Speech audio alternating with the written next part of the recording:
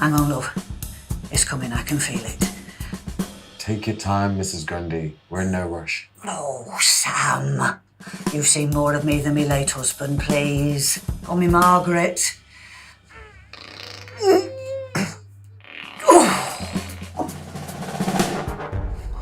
Well done, Margaret.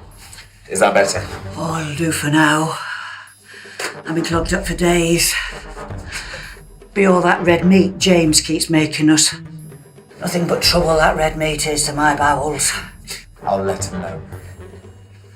Barbara's daughter, you know, the pretty one with red hair, she brings a cheese board every week she comes to visit.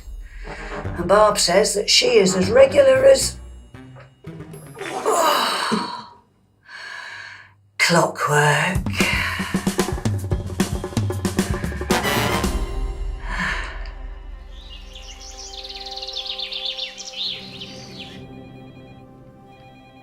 If you're looking for Matron, she's in the living room.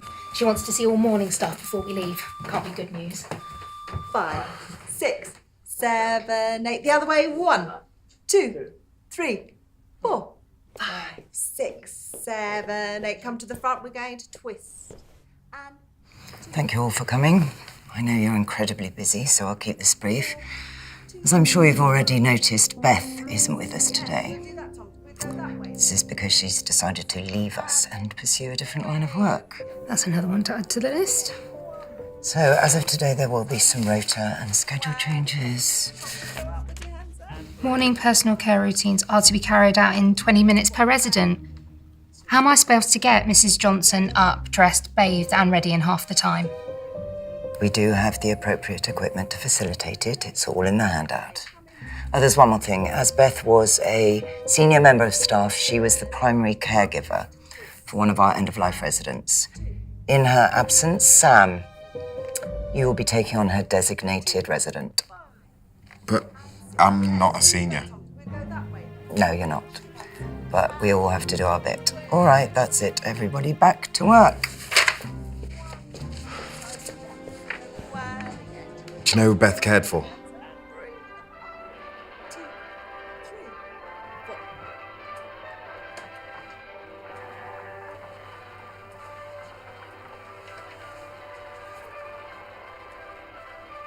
Tommy? I used to make them. Oh, you're an engineer? Oh, you daft prat. I was a model plane builder. It's more of a hobby. But I was a professional. And who are you? I'm Sam. I'm taking over from Beth as your primary carer. Ah.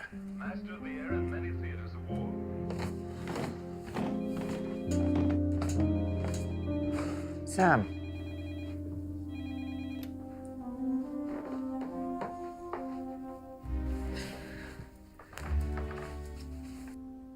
How was it with Tommy today? Good. But there's some work to do. Well, I'm sure you'll do it. See you tomorrow.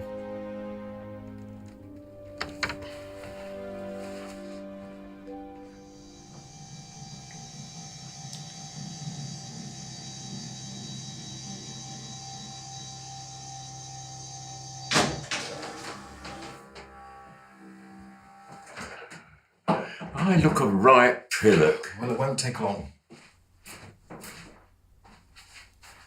This is assault. Not quite. Oi, watch yourself, pervert. Do you know, I'd have been out of the bath by now. Well, this is how we're doing things from now on. And I don't like it. It's for the benefit of all residents. What a load of bollocks. It's what Matron has requested. Matron isn't my carer. You are. Do you think this is of any benefit to me? It doesn't matter what I think. Then you're no better than the rest of them.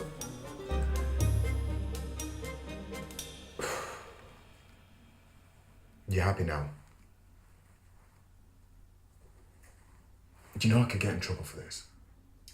Yet you did it anyway. I was gonna quit last week. Why didn't you? I'm still trying to work that one out. Well, it don't take a genius to see why someone of your age wouldn't enjoy wiping arses for a living. It's not that.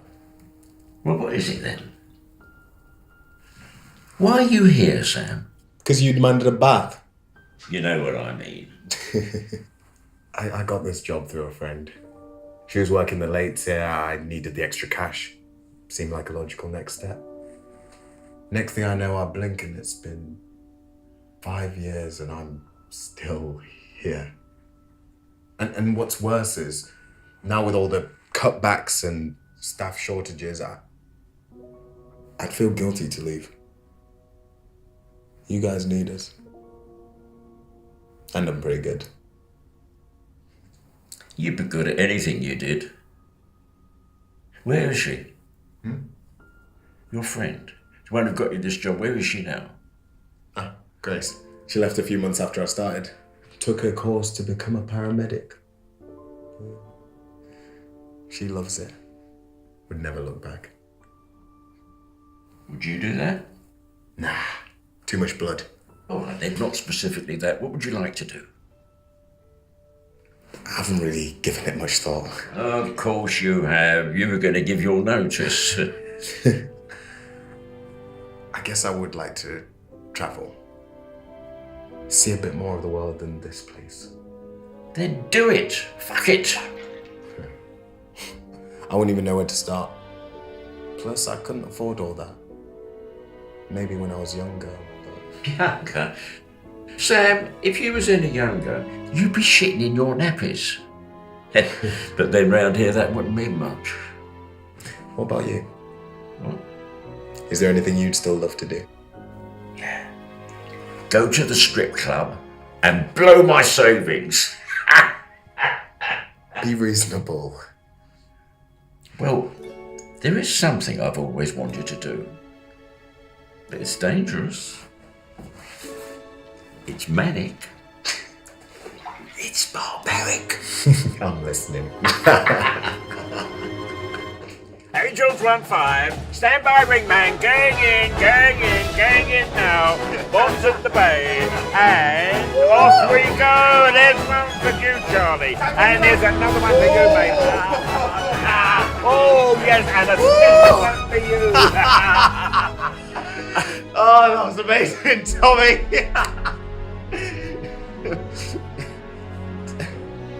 Tommy.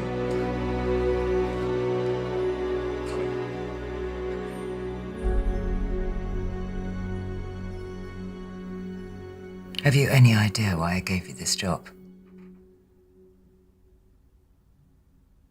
No. You've never once complained. You've never demanded a pay rise. You've never threatened to leave. You've always just got on with the job. I wanted you to become a senior.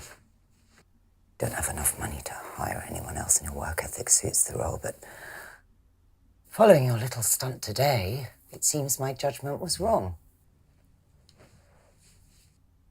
We'll be reducing the amount of time between end-of-life residents and their assigned carers. But they need us. So do all the residents. This will come into effect from tomorrow.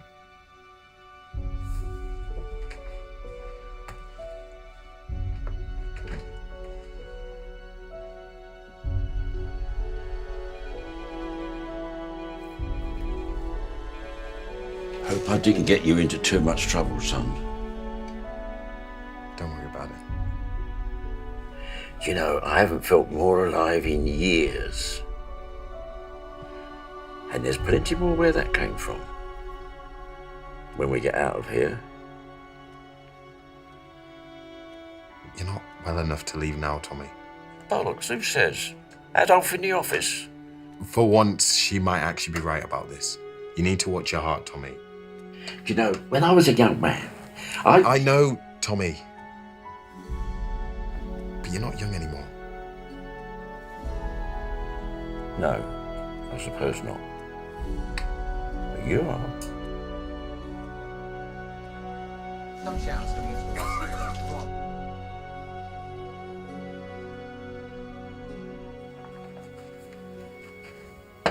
Matron? I've been thinking about this for a while now, and I'm not saying it's forever, but I think it's best for me to take some time He died last night. Please take a seat. Why did no one call me? Why didn't you call me? It's not procedure. Please, take a Fuck procedure! Sam. He didn't have anyone. Even in this depressing home, no one would talk to him, and he died all alone, all because of your stupid rules. You should have had someone there. I should have been there.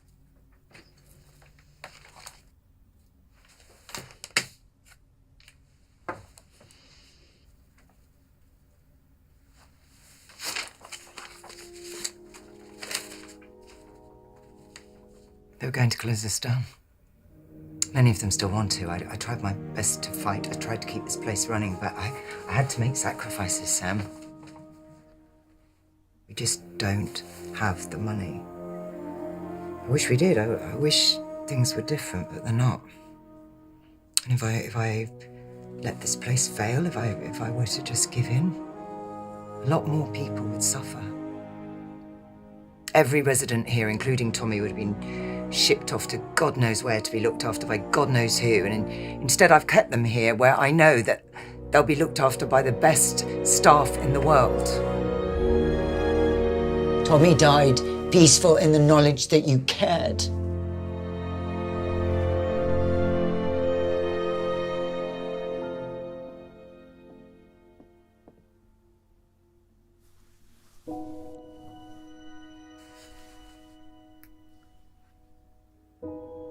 You can clear his room if you like.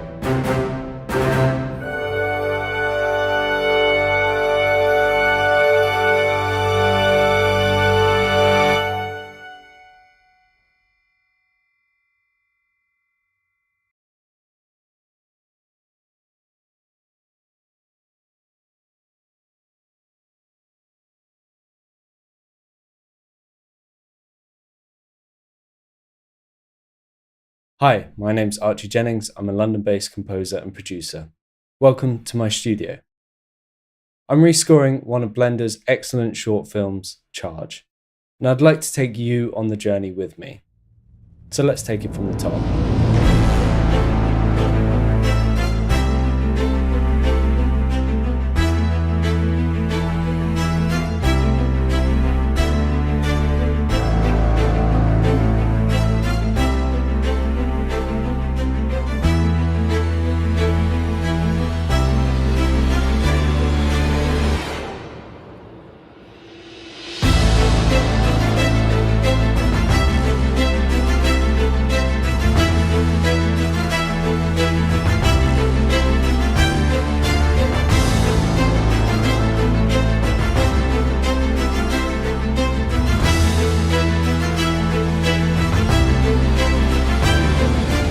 I've been working at the QTube for over a year now, and something we've always talked about doing is a series that takes you throughout the whole process of scoring for a short film. From loading up your first Logic project to having calls with directors and eventually taking the score to be recorded by a live orchestra. We're proud to announce that we'll be partnering with the Northern Film Orchestra based in Manchester for this series, and I'll be scoring Blender's amazing short film Charge. I'll be taking you through the whole writing process and the mental challenges that come with it, but also together we'll be able to relish in the delight of seeing an orchestra play music from this tiny little studio. So without further ado, let's take it from the top.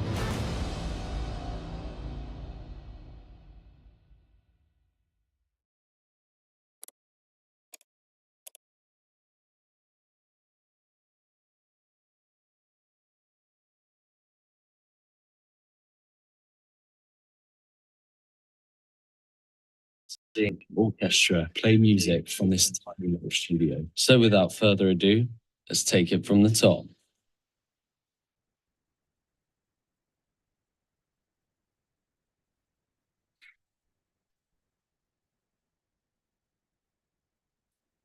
Hi everyone. Hi everyone. Can you hear me, Tev? Hi, Yeah? everyone. I can hear you, yeah. Okay, excellent. Orchestra play music from this tiny little studio. So without further ado, let's take it from the Could top. you, Tev, could you kill your YouTube audio? I can, yeah. Thanks. Otherwise, we'll get echoes for days. Can everybody hear me and Tev? First of all, that's the first thing. Tev, say hello. Hello, hello. Can someone just confirm in the chat that you can hear us?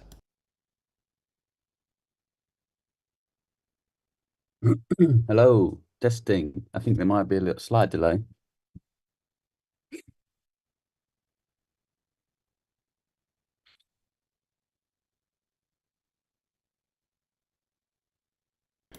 Excellent, they can hear both of us. So thank you for joining us this evening. Happy Mother's Day to all the mothers out there. I foolishly chose Mother's Day, unaware actually that it was Mother's Day, and I apologise because otherwise we probably would have had more people watching and more members of our team here. But everybody's busy with their mothers. So thank you, Tev. I know you're with your mother as well. Thank you for joining us. No problem, no problem. Thanks for having me. And Tevin, for those of you that don't know, so I'm Bryan from the QTube. Tevin is from Four of Wands, and we produced this film together. First of all, thank you, Tevin, and your partner Colette for your brilliant contribution to this project. No worries. Thank you, Bryan, for bringing this project to us too. It was that's what the filmmaking's about, isn't it? Collaborating. Yeah, we really couldn't have done it without you. And in the beginning, we were just going to go and try and make a film, which just terrifies me now to think about how naive we were with the original plan. You know what? I think most people I meet, you know what? I think you got to have a bit of that naivety, to be honest. Actually, I was about to say most people are naive about this, but I actually thinking about it now. If you're going to do something big, you have to have some sort of naivety behind you. I've realised. Otherwise, you'll never try anything, I suppose. Yeah. Exactly.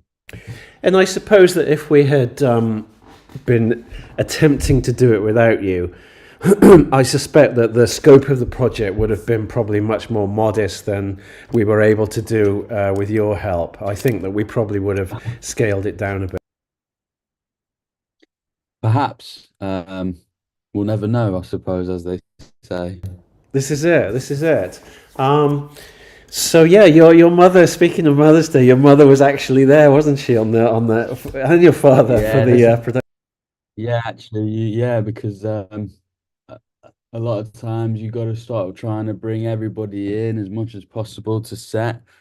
And so they helped us out with food and feeding everybody and being around, which was really helpful. Yeah, they were tremendously helpful. I mean, we had a very busy set, didn't we? I just want to. Sorry, go on. No, I was just gonna say, yeah, it was. I just want to say, first and foremost, the film looks gorgeous. What we've made is gorgeous, and watching it again and again is really good. And you start picking up other things in the music and whatever. I'm sure we're going to touch on that now, but yeah, I just want to say it looks amazing, and I'm proud of it. And I think we did a really good job actually, considering how early we are in the filmmaking journey, etc., etc. So, I mean, it's a good, solid piece of work. So, I think pat on the back for yourself and for us and everyone involved. I think so. I think everybody, and there were quite a lot of people involved. I mean, you can see it on the credits. Um, I think that every single person that was involved in the project, and even some people who weren't officially involved, like your parents, they they really, it just, I loved, the thing I loved, one of the things I loved about this production, which was, of course, a tremendous relief because we were on a very tight schedule, was just how well everyone gelled together on the 2 days that we were on set. I mean, it really worked so beautifully, and everybody did their job, and they didn't sort of try to do more. They didn't underperform in their job. And then, of course, the same in the post-production as well. I mean, Jamie, shout out to Jamie, really, for the visual achievement, really, with the film. Absolutely fantastic. But, I mean, everybody, the writers, the directors, the hair, makeup, and everybody, really. Yeah, shout out to everybody. That's right. A few funny things happen on set, that you don't foresee, you never do. But that's, I suppose, that's the whole. You can't plan for all of the things that happen. I suppose you just got to hope that you pull your weight, and people do pull their weight, and they do more. Like you just said, they do more than pull their weight. Make sure everybody's working properly and having a good time mainly. Yeah, it was a lot of fun. I mean, so just to quickly reiterate or recap, I mean, this project was conceived to enable us to have our first proper film in our library for composers and sound designers that we actually completely own, something that was professionally produced to as great an extent as we could manage within whatever budget we could raise. And of course, when we conceived it, we had no idea of what the budget might be. And we spoke to the writers and directors first because Archie knew them quite well, and they were keen, and Jamie was also involved in that very early on, the cinematographer. And then we thought, well, let's speak to 401s and see if they'll, mind being a sounding board for this process. And then you guys came on board, and it really went well. I mean, you guys brought, we raised a reasonable budget through the community. Thank you to everyone that supported it through a Kickstarter. Thank you to the QTube definitely for that. Yeah. Yeah, I mean, it was a brilliant example of everybody believing in the project. And we were writing the script really at the same time, and when I say we, I mean, I wasn't involved particularly in that process other than staying, abreast of everything that was going on. But the script was being written, and locations were being scouted for and stuff like that. And it all just came together. You guys brought quite a lot really to the table besides sort of expertise. I mean, you were, I think you were, I lose track of who did what, to be honest. I think you guys were very involved. Or was it Frankie that had the contact at the care home? How did we manage to get that location?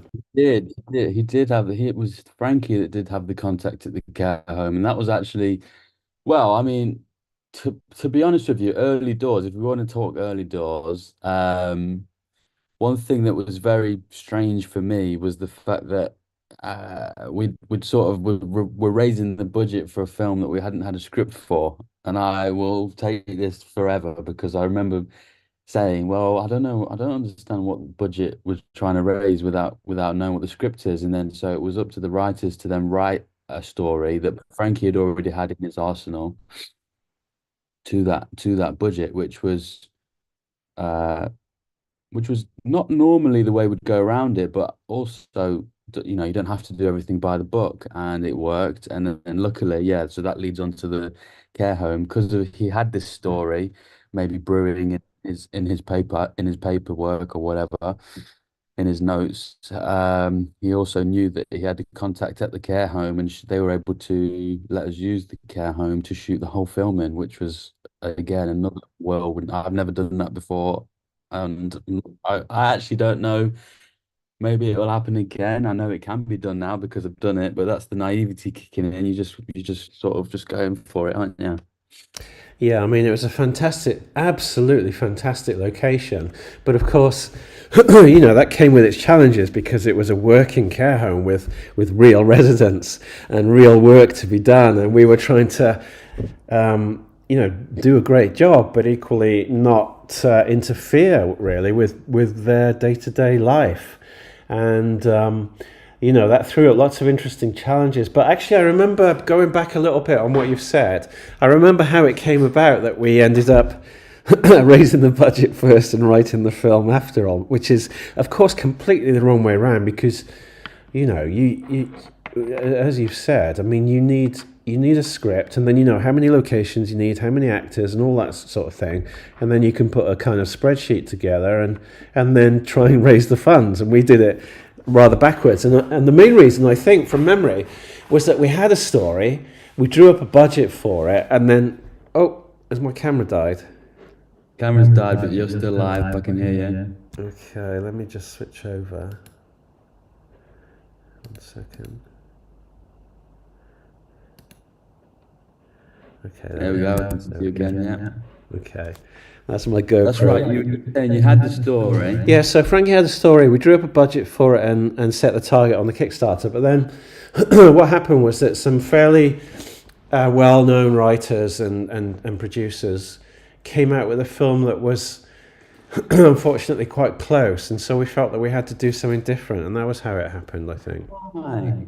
I don't know if I don't know, because I actually came in, Colette, my business partner, she was actually on board with you guys first, and then I met you on a similar medium as this, which was a YouTube live stream. And yeah, and then I came into it at that point. So okay, so you this is the nature of the business, I suppose. It's always changing. So you guys had the story that I do recall that now actually. It was so long ago, eh, Brian? So much stuff has been done since those early days.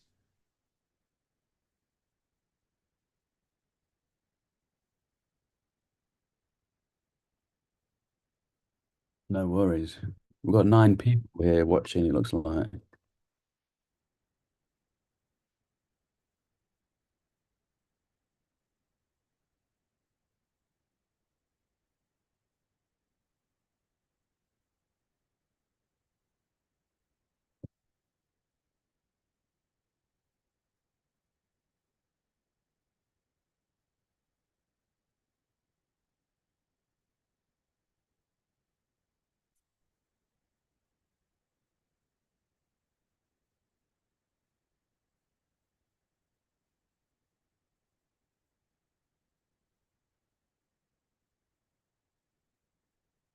Yeah. Oops, my microphone. Sorry, I didn't have my microphone on there. Sorry.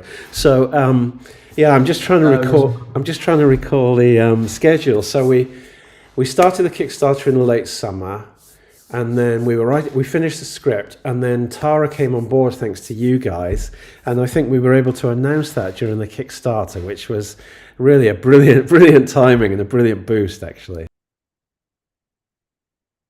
It was a good boost, and she's amazing. And watching her at work on set is a couple of people are saying you're on mute there. Oh, you're okay now, sorry. No, yeah, watching her at work is actually, for me, she's probably one of the best actresses I've ever seen. In fact, she is the best actress I've ever seen. Working and seeing her process along with Ronald and Tishinga, who are our other co-stars. They're fantastic. They were absolutely in the zone, no messing about, straight, had the performance down to a T. And there's things that I noticed as well as somebody who's got experience in films. You may not, Brian, but for example, Ronald, he would ask for some notes and then make sure every take was taken the same. And I've worked with other actors where they've gone, you know what, I'll try it like this one and this one, and I'll try it like this one and that one, and I'll try it like this one and this one.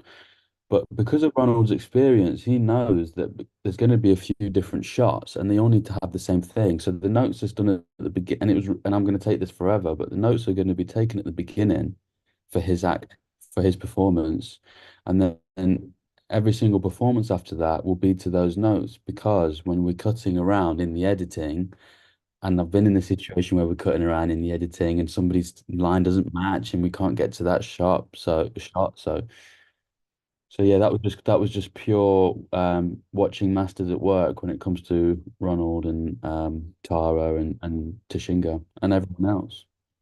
Yeah, I mean, it was a really interesting spread, wasn't it, of experience? Because, I mean, you look at Tara and Ronald, tremendous experience. I mean, I remember listening to Ronald talking a little bit during some of the breaks in our green room. And, he was talking about some of the film sets that he'd been on. He'd been on some real epics, hadn't he? Like some David Lean or something like that. I was so busy running around trying to keep the set in order. I didn't even get a chance to talk to him like that, so I don't even know. Yeah, he was on something ridiculous like Lawrence of Arabia or Ben-Hur or something like that. Doesn't surprise me at all, actually. By the way, our green room is probably worth mentioning because I kind of want to. I don't know about you, Brian, but I think giving these guys who are viewing it right now is a little bit of insight into sort of like the small things as well is important. I think. And okay, so yeah, the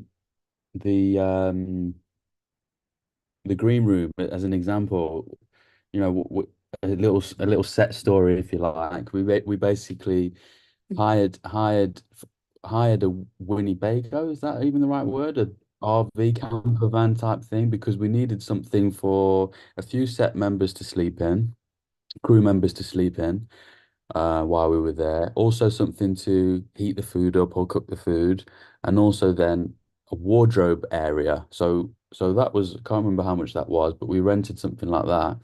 And then on the day, amazingly, the care home had let us use their activities room. In the whole home, they have this activities room, and they'd blocked that off for us for 2 days. And that was such a godsend, really, because it was massive, well bigger than the RV or the Winnebago, whatever you want to call it, which was parked at the end of the drive. It's still very useful. That was still very useful. But yeah, the green room was literally the activities room, and it had a kitchenette in there for us to have teas and coffees, enough space to put.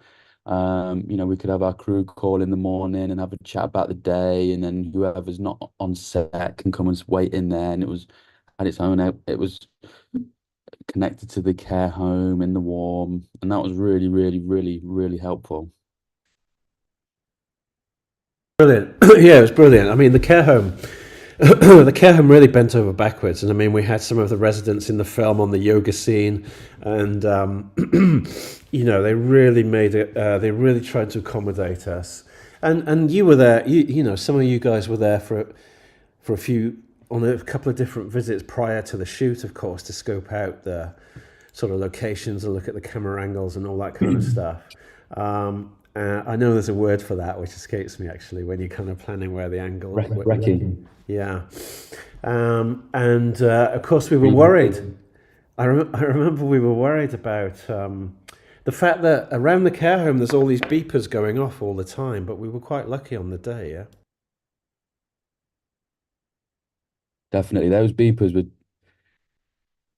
tough. And you mentioned earlier actually that we tried really hard because we worked in a working care home. It wasn't shut down. The care home was still very active and people running around all over the place.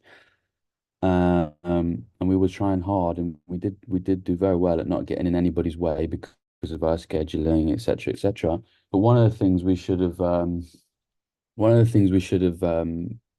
mention is that there was ringing and bells going off. The phones were going off the hook because each room has a call or whatever, and we had to make sure that wasn't in our way, much as we weren't in their way.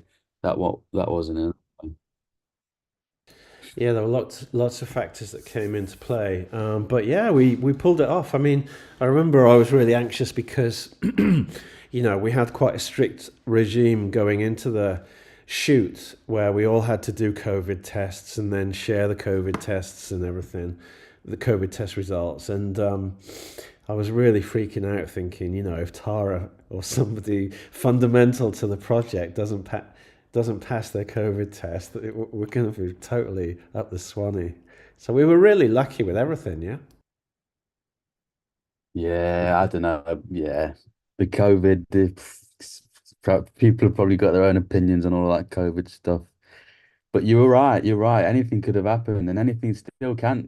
Even till the day, even till probably like today. Even till today, where the film's released, or maybe when we did the live release, something can always go wrong. Definitely, something can always go wrong. So yeah, we were lucky, and you make your own luck as well. Do you know what I mean? Definitely. I mean, everybody worked really hard to try to make sure that we weren't relying on luck, basically, as much as possible. And yeah, that came through. I mean, like another thing that impressed me was that it's the first time I've been on a film set, and it was just the slickness. A lot of this was down to you, actually, personally. I mean, one of your main roles, really, wasn't it, on the 2 days of the shoot, was making sure that we stuck to the schedule, yeah? Definitely. Like, how challenging was that? So, just to give everyone a bit of an insight, we shot this whole film in 2 days on set, and just one camera, right? Is that right? Yeah, just one camera. Yeah, one camera. So we had to like move this camera around to all those different rooms, like the bathroom and the big room and the bedroom and all that. We had to keep moving it around, and we had to get everything done in 2 days, as well as like working around the residents and all that kind of stuff. And a lot of the sort of success of sticking to that schedule without people losing tempers and stuff like that was really down to you. You know, that was great to watch. Really, you were running it like a military operation. Yeah. Two things. One, I appreciate that. Thank you. I do have to say though that one person who was, and didn't really have to be this person, who was really, really helpful in doing and making sure the schedule was on point, was Jamie, the DOP. He from the get-go had took a lot of time as well to go through the schedule and the shots and know how long each thing was going to take. He does also, like a lot of DOPs, like to make sure that he's got it right on set. And trust me, I know the camera crew sometimes they get annoyed at me because I'm going, right, are we going to shoot something or what? Because I'm not so technical on set. So when it comes to that stuff, I know things take time, and they do take time. And for things to look as gorgeous as they do, you have to have somebody like Ian, the gaffer, taking his time to set the lights up, or Jamie setting the shot up, and then also Frankie and Bailey thinking about, okay, all right, it all takes time.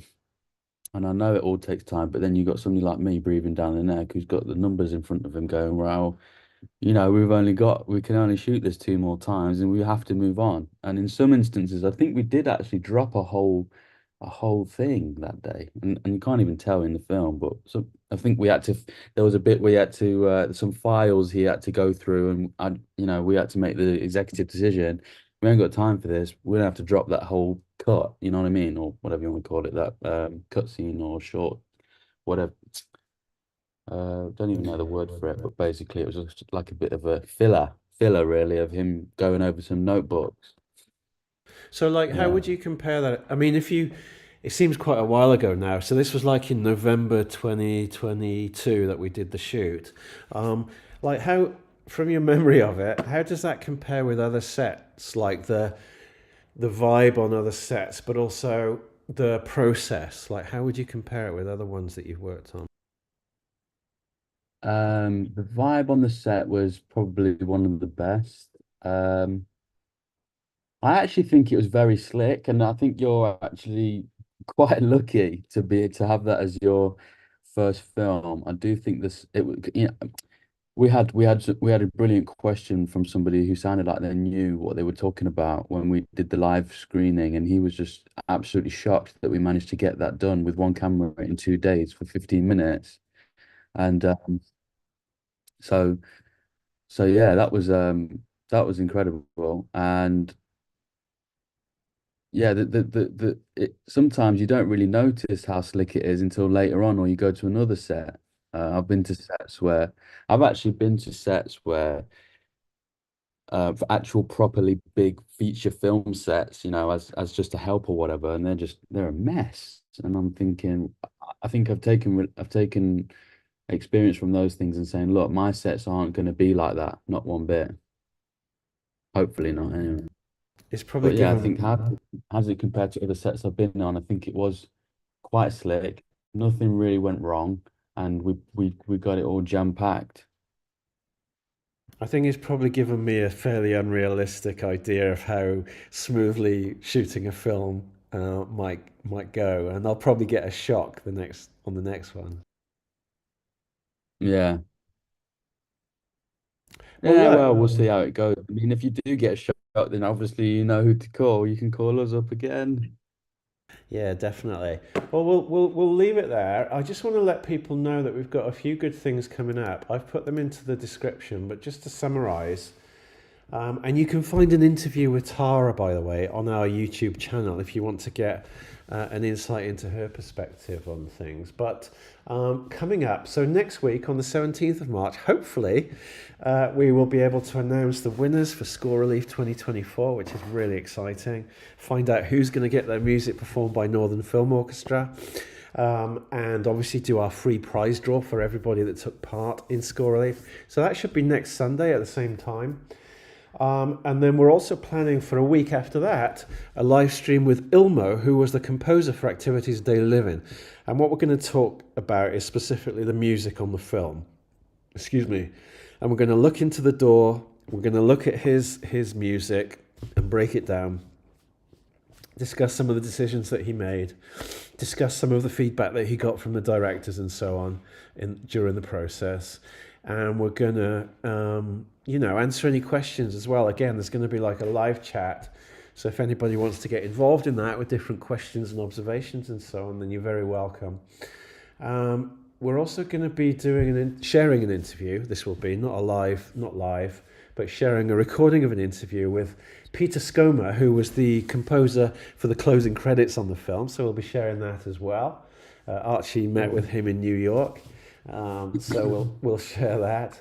And then, as you've seen during the course of this video, we have a brand new web series coming out with Archie, where he'll be showing you how he scored a film from start to finish, where the finish is actually a session with Northern Film Orchestra. So we'll be taking you from the very basic. Incredible. Yeah.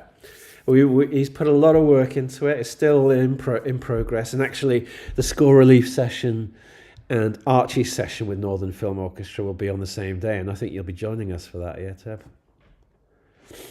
I will. So that's cool. So yeah, we'll be starting. Let's take the top. Yeah, that's it. Yeah, we'll be starting that web series very, very soon with some extra bonus content for members of the QTube. So there's lots of amazing stuff. We've got various discussions and ideas going on about the next films to make, not just one, but multiple projects of different sizes and shapes.